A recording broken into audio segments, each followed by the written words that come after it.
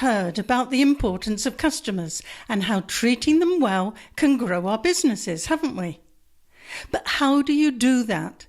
It's not as if a company will try to treat their customers badly, is it? But sometimes they do things that will make their customers really unhappy without even realizing it. They just don't think that much about their customers. They're too busy thinking about their businesses and their brands. And that's where adopting a customer-first strategy comes into play. Well, hi there. My name is Denise Drummond-Dunn, and I'm President and Chief Catalyst at C3 Centricity, a global consultancy. I'm so happy that you're thinking about adopting a customer-first strategy in your own organization. Now, it doesn't matter whether you work in a multinational, a large company, a small or medium-sized company, or even a mom-and-pop store. A customer-first strategy is essential for all businesses, all industries, and all brands. Now, before I go on, let me explain that I use the word customer for the people that buy and or use your products and services. If you prefer to use the word consumer or client in your own industry, then no problem. Just replace customer by consumer or client in your head when I speak about them. You see, this is what my career of over 3 decades has been all about: identifying, understanding, and then delighting the customers of the organizations for which I've worked. And they are some of the best known household brands from some of the largest multinationals across the globe. But I'll tell you more about them and me in a future session. For now, I think we should take a look at the contents of this extensive and carefully detailed course about adopting a customer-first strategy so that you have a better idea about whether it's what you're looking for or not. It was Warren Buffett who once said it takes 20 years to build a reputation and 5 minutes to ruin it. If you think about that, you'll do things differently. In today's connected world, I would say that things get shared online in far less than 5 minutes. Negative reactions in particular seem to go viral in seconds. It seems that people love bad news, especially when it concerns big brands. Just think about the United Breaks Guitars incident, which happened over 10 years ago now, but is still remembered even today.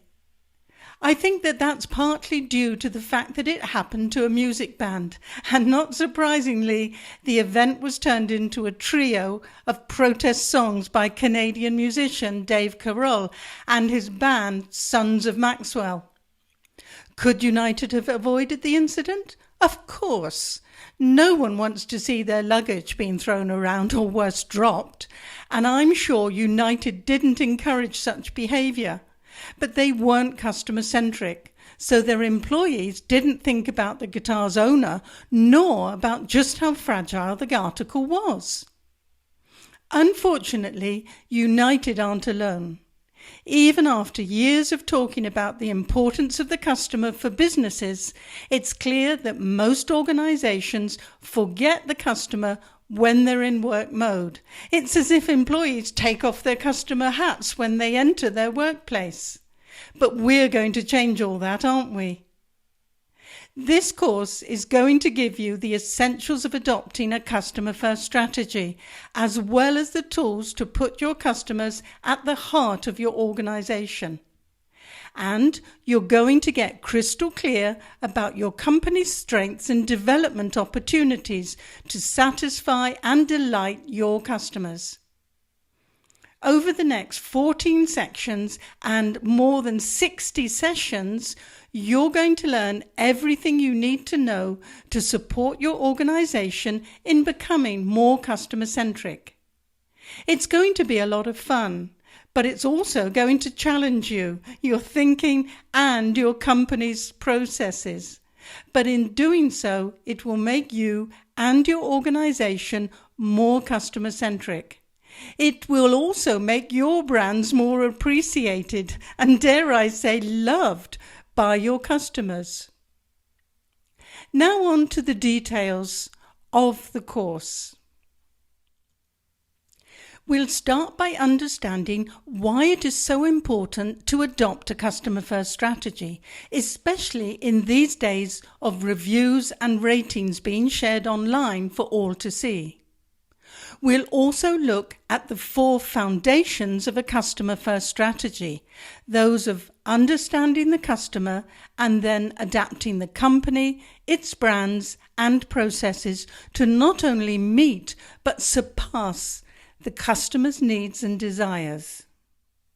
In the 4 customer sections, we'll cover everything to do with your customers, from how you can choose the very best customers for your offer to how you can begin connecting with them.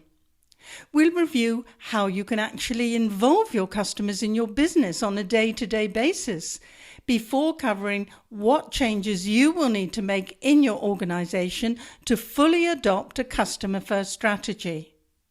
And I'm sure you'll be glad to hear that we'll even cover how to upgrade your innovation processes for more success and speed to market.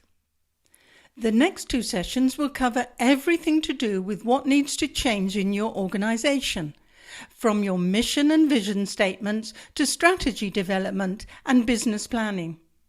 The other sessions of the company section will look to the future and how you can prepare to be ready for whatever happens.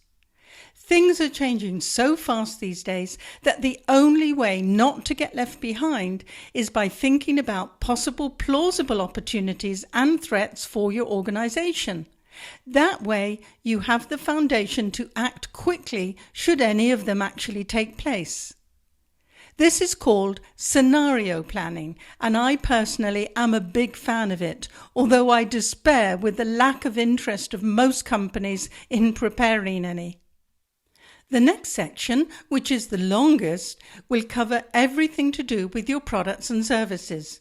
We'll cover how you can actually involve your customers in your business, especially when it comes to innovation.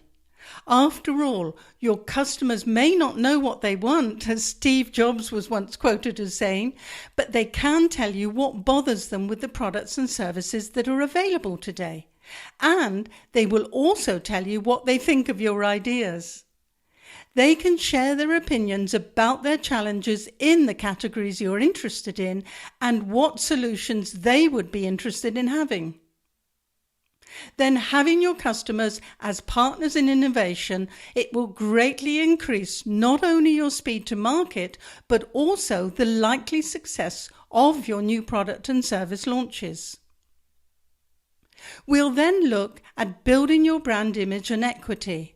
And because almost all companies and offers these days are branded with the corporate name, we'll also look about how to compare company and brand images, as well as how to follow the changes as you progress in your strategy. We'll end the products and services section by discussing KPIs, key performance indicators, to measure the progress of them. Not just the usual sales, shares and financial metrics, but also customer indicators to ensure that they too are increasing. Things like awareness, interest, loyalty and advocacy. The last 2 sections will be about information management and sharing. Collaboration is the name of the game these days, and not just with your customers.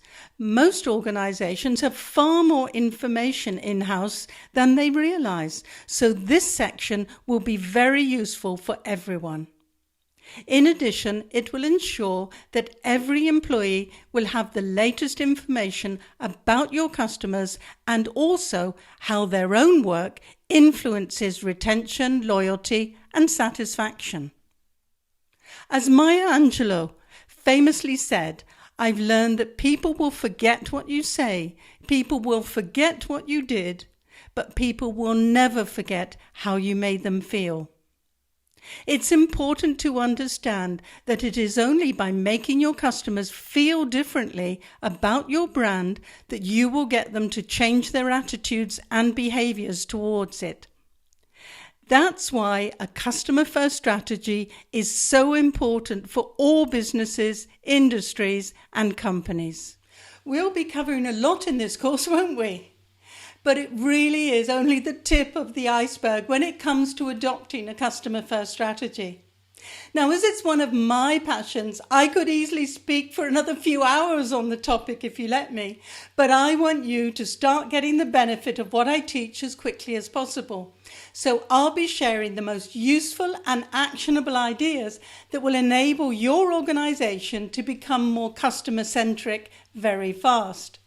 Once you've completed this course, you can always dig into some areas in more depth, and I'll be preparing follow-up courses so you can do just that. For now, it's time to decide if this course is for you. Is the content what you were expecting? I hope you think that it covers even more than you were expecting, as I always try to surprise and delight my students. I do hope that you decide to join me on this course about adopting a customer-first strategy, because I can't wait to share all my knowledge and my passion with you. So sign up today and I'll see you in section 1.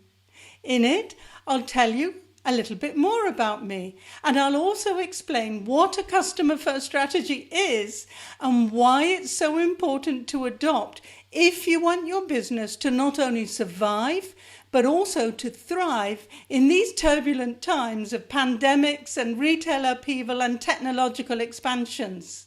So, see you again soon in section 1.